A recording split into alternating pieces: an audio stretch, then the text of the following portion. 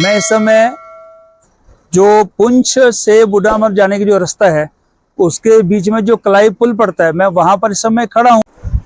हम लोग बूढ़ा अमरनाथ जा रहे हैं, तो रास्ते का दृश्य बहुत सुंदर है। तो मैं आप सबको दिखाता हूँ मेरे इस रास्ते पर क्या क्या है। आप जिस तरफ भी कैमरा घुमाएंगे सब तरफ ये खुली हरियाली हमको। हर हर महादेव। आज हम जम्मू कश्मीर के पुंछ जिले के अंदर हैं और बूढ़ा अमरनाथ की यात्रा जहाँ शुरू होती है वहां पर हम आए हैं। आइए चलते हैं। हमारे इंतजार में कुछ कार्यकर्ता सीमा जन कल्याण समिति के खड़े हैं, वो हमको इस मंदिर के बारे में जानकर देंगे। मेरे साथ है विवेक जी, सीमा जन कल्याण समिति के प्रांत महामंत्री और मंत्री के नाते हैं। संजय जी संगठन मंत्री हैं और रामलाल जी कालिया हमारे युवा संयोजक है। और संजय जी वैसा हमारी कैटेगरी के हैं। आप उधर भी चलेंगे। ये सामने बूढ़ा अमरनाथ का मंदिर है। अंदर शिवलिंग नहीं है ऐसा कहते हैं, एक चट्टान के रूप में भोले बाबा मौजूद हैं। आइए उसके दर्शन करते हैं एक बार। ये मंदिर का प्रांगण है। मैं कहूंगा एक बार पूरा प्रांगण मंदिर का दिखा दिया जाए। पूरा ऊपर देखिए तो तीनों ओर से पहाड़ियों से घिरा हुआ ये स्थान है।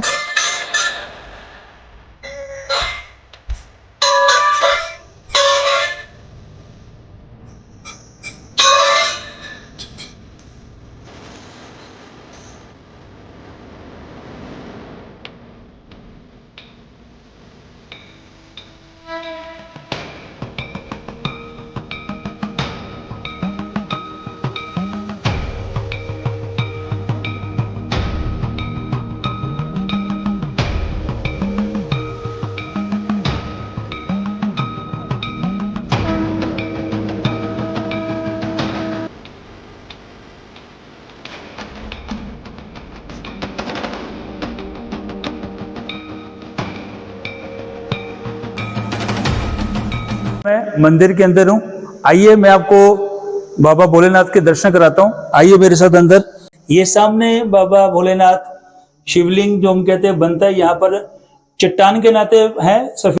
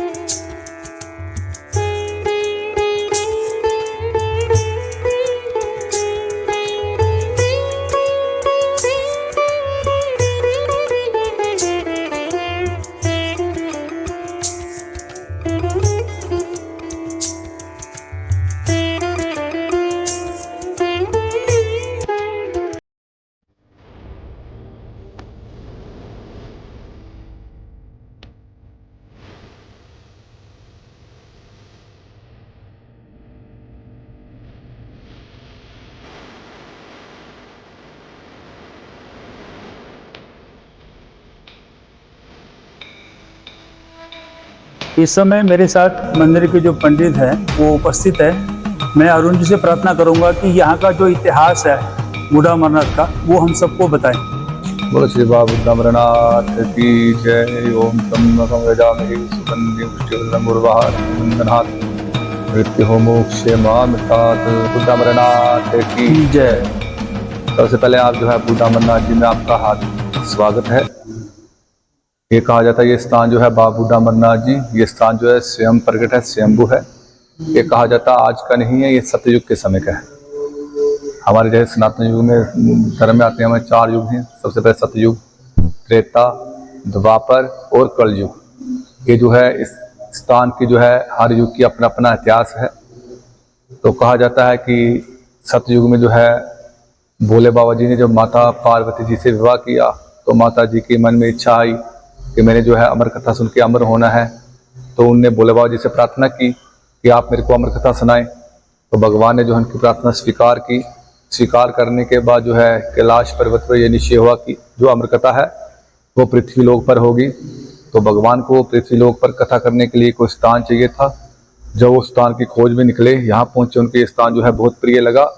तो तो निश्चय हुआ कि अमर कथा जो है यहीं पर की जाएगी।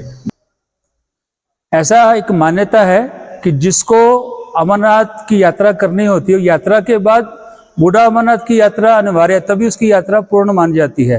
कहते हैं कि माता पार्वती को भगवान शिव ने यहाँ से कथा सुनाई थी। जब यहाँ पर अमर कथा शुरू की गई तो भगवान जो है समाधि में चले गए, भोलेनाथ जी समाधि में चले गए, माता जी को सामने बैठाया, माता जी सो गई। तो एक पेड़ था, पेड़ पर 2 कबूतर के बच्चे थे, उन्होंने कथा सुननी शुरू कर दी। कहते जब कथा सुननी शुरू कर दी तो जब कथा सुनते सुनते वो दोनों कथा सुन के अमर हो गए और माता जी जो है सोई रह गई।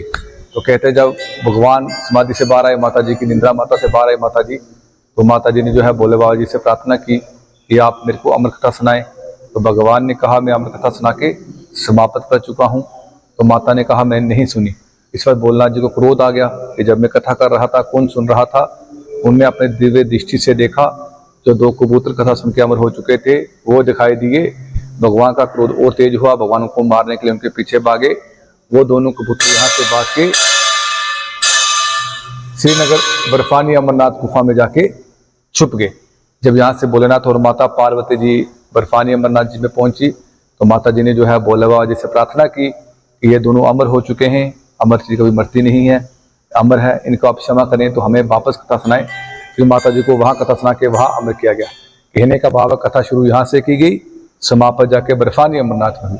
ये जो आप पालकी देख रहे हैं ये पूरी एक ही पत्थर की है और ये भी स्वयंभू है। ये जो है गर्भगृह है पूरा एक ही पत्थर का है। इसके अंदर जो आपने पूजा की वही बाबा बूढ़ा अमरनाथ जी बूढ़े के रूप में विराजमान है। तो कहते हैं जब सतयुग समाप्त हुआ, प्रलय हुई, स्थान जो मिट्टी में दब गया। फिर त्रेता युग आया। त्रेता युग में जो रावण के दादाजी थे पुलस्त्य ऋषि के मन में एक विचार आया कि मैंने तप करना है। जब वो ध्यान में बैठे, उनको ये स्थान ध्यान में मिला, वो यहाँ पर आए, स्थान को मिट्टी से बाहर निकाला, यहाँ बैठ के उन्होंने कई हजारों साल तप किया। कहते जब त्रेता समाप्त हुआ, प्रलय हुई, स्थान जो फिर मिट्टी में दब गया। फिर आया द्वापर युग। द्वापर में जब पांडवों को वनवास था, वो अपने वनवास काल में यहाँ पर आए, इस स्थान को मिट्टी से बाहर निकाला, यहाँ पूजा अर्चना की और चले गए। कहते जब द्वापर समाप्त हुआ, प्रलय हुई, स्थान जो फिर मिट्टी में दब गया। फिर आया कलयुग। आज से 2500 साल पहले की कथा है, क्योंकि 1947 से पहले पुंछ एक राज्य था, इसका नाम था प्लस्त राज्य। ये जो है रावण के दादाजी की बसाई हुई नगरी थी। कहते हैं जो प्लस्त राज्य की महारानी चंद्रिका थी, उसको भोलेनाथ जी ने यहाँ एक बूढ़े महात्मा के रूप में दर्शन दिया था। तो रानी ने कहा था कि आपने जो है मेरे को कलयुग में एक बूढ़े महात्मा के रूप में दर्शन दिया है, इसलिए कलयुग में जो आपका नाम बूढ़ा अमरनाथ जी होगा। तो भगवान ने इनको वर दिया था कि जो कोई बूढ़ा होगा, बीमार होगा, किसी कारणवश अपने जीवन काल में बर्फानी अमरनाथ जी का दर्शन नहीं कर पाएगा, यहाँ दर्शन करेगा, उसकी यात्रा पूर्ण मानी जाएगी। और जो बर्फानी अमरनाथ जी के दर्शन करने के बाद बाबा बूढ़ा अमरनाथ जी का दर्शन नहीं करेगा, उसकी यात्रा कभी पूर्ण नहीं मानी जाएगी। बोलो श्री बाबा बूढ़ा अमरनाथ की जय। अभी हम चल रहे हैं लंगर भवन की ओर। जैसे पंजाब में हर मंदिर गुरुद्वारे में परंपरा, आजकल पुंछ के अंदर भी ये परंपरा हो गई है कि यहाँ लंगर है। आइए लंगर हाल में चलते हैं, सब मिलकर भोले बाबा का प्रसाद ग्रहण करते हैं। ब्रह्मार्पणो ब्रह्मणाहुतं ब्रह्मेव तेन गन्तव्यं कर्म कर्म समाधिना। ओम सहना भवतु सहनो भुनक्तु सह वीर्यं करवावहै तेजस्विनावधीतमस्तु मा विद्विषावहै। ओम शांति शांति शांति।